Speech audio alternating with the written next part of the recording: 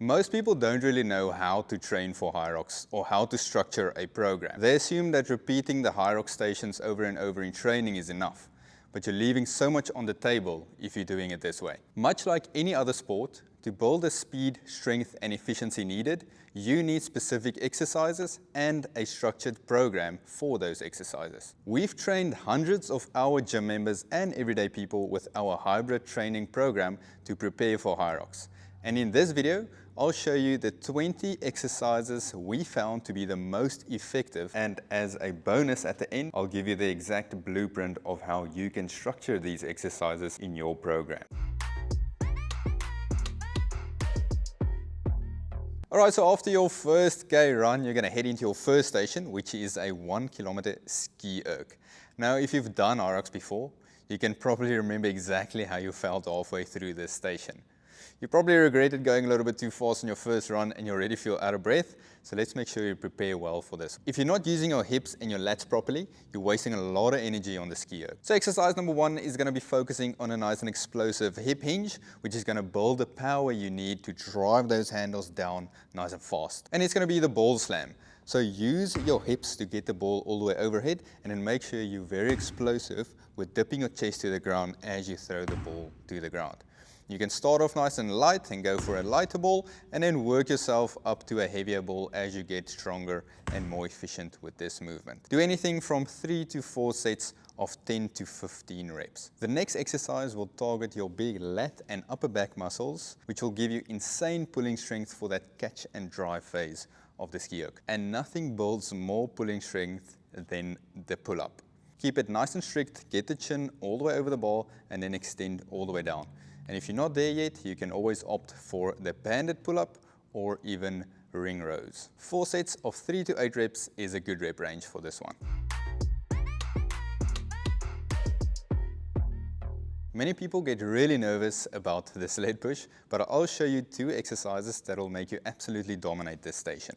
The secret to the sled push is training single leg strength and hip stability. It's really important to train your legs separately and isolate one leg at a time while keeping your hips nice and stable, because this is essentially exactly what happens when we push a heavy sled. You push with one leg at a time while the other leg travels forward. We're going to start with Bulgarian split squats. This one targets your quads and your glutes and your hip stability, the perfect combination to prepare for pushing heavy sleds. Start with just body weight and add weight as you progress. Do 3 sets of 8 to 12 per leg. Next, we are going to be working on the leg drive a bit more. The box step up is really great to target the glutes a little bit more. You can opt for a nice low step and then work your way up higher, and even add weight as you get stronger with this movement. The same rep range as our Bulgarian split squat is perfect for this one.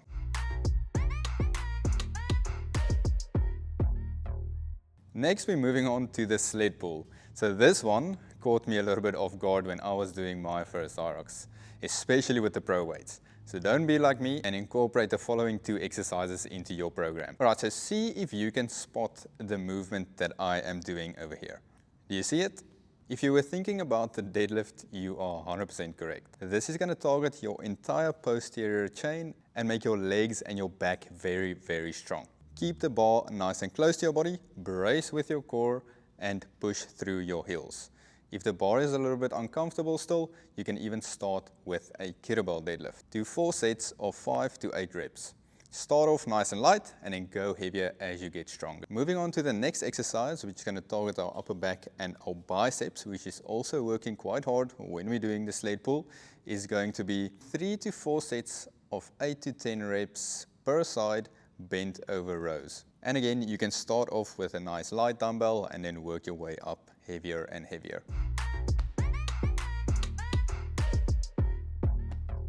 There's one exercise that I feel nobody's really talking about in terms of preparing for the burpee broad jumps. If you think about it, 80 meters of burpee broad jumps, you're probably doing between anywhere from 40 to 80 plus push-ups. And if you're unprepared for that amount of push-ups, you're really going to burn out your shoulders and your chest, and you still have the farmer's carry and the wall balls that are still coming. Keep it nice and simple. Do 4 sets of 10 to 20 reps. If the push-up is quite tough, You can even drop to your knees or use elevation to make it a little bit more easy. And make sure you go all the way down and all the way up when you do the push-up. Next, we're going to go straight into 3 sets of 30 seconds on, 30 seconds off plate up downs to get used to transitioning from the bottom position into a jump. If you look at the burpee broad jump, you'll see if you transition from the bottom part into the jump, it's really important to have a nice strong core to drive your knees up.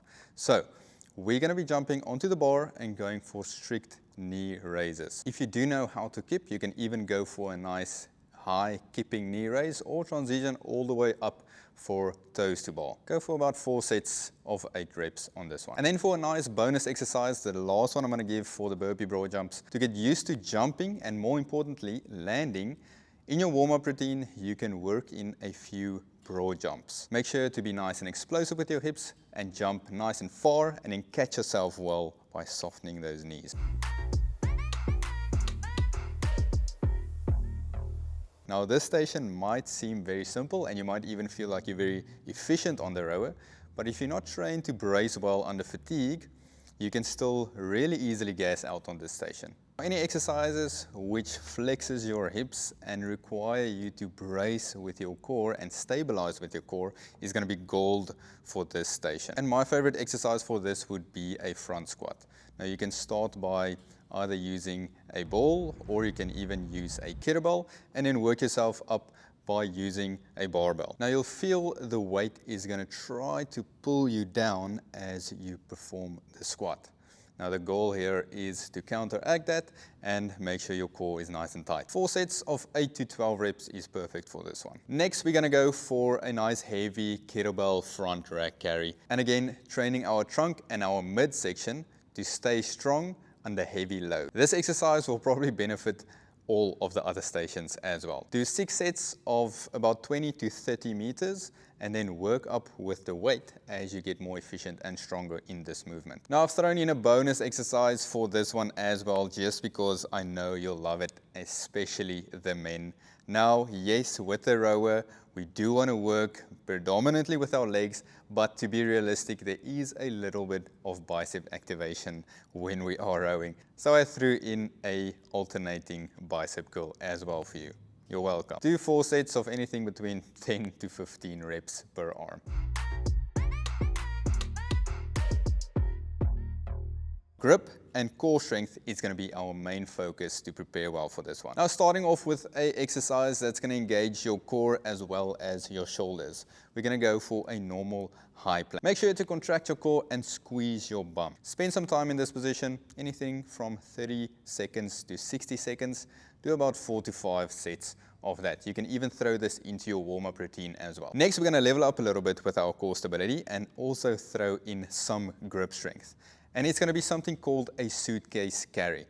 It looks a lot like a normal farmer's carry, but we're only holding weight in the one hand. This is going to challenge you to keep your core nice and upright and get your shoulders level, as well as your grip strength holding on to that dumbbell. Do anything from 4 to 6 sets of 30 meters per side. The goal here is not to go as quick as you can, so make sure you walk a nice comfortable pace, pull the shoulders back and grip that handle nice and tight. So when you get to this station, you're going to be deep into the pain cave. So we want to make sure we have a lot of leg endurance. To build the endurance and stability needed for those lunges, we're going to go with an exercise called a split squat. We're in the split position and we're just going to go all the way down, touch the knee on the ground and all the way up. We can add some plates to create a deficit for a deeper range of motion. And like you see me doing in this video, you can even add some weight to make it a little bit more difficult. Try and go nice and heavy. Go for 3 to 4 sets of anything from 8 to 12 reps per side. The next exercise we're going to do for the walking lunges is actual walking lunges. Now the goal here is not necessarily to go heavy, but rather to go far. So doing a lot of lunges, building a lot of endurance, even if we just stick to body weight, we want to work in a lot of repetition. 5 sets of 20 is going to be the goal. And if that becomes easy, then you can start adding weight and then progressing from there. The final boss. Now this one ends races for some people. We're going to go for 3 final exercises to prepare well for the wall balls.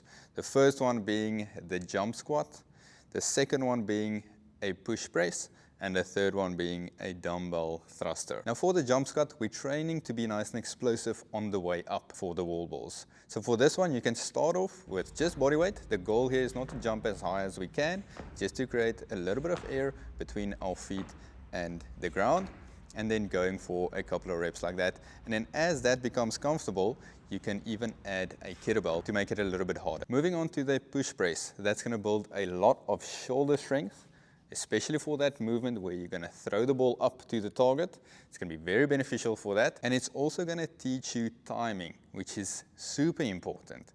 So timing of using our momentum from the bottom position to the top position, using our legs to create momentum, and then using our arms to finish the momentum off, just like the wall ball. And then our third exercise is basically putting these previous 2 exercises together. That's going to be a dumbbell thruster. We're going to grab 2 dumbbells, put it onto the shoulder, squat all the way down, and then go all the way up nice and explosive, and then end the movement with the top position with our elbows locked out. For all 3 of these movements, aim for 3 or 4 sets of 10 to 15 reps. If you want to see how to structure these exercises into a full training week, check the link in the description for a free downloadable program. That being said, there is still one station we haven't talked about, which is probably 50 to 60% of your race. So if you want the exact method on how to run faster for Hyrox, you can check out this video over here.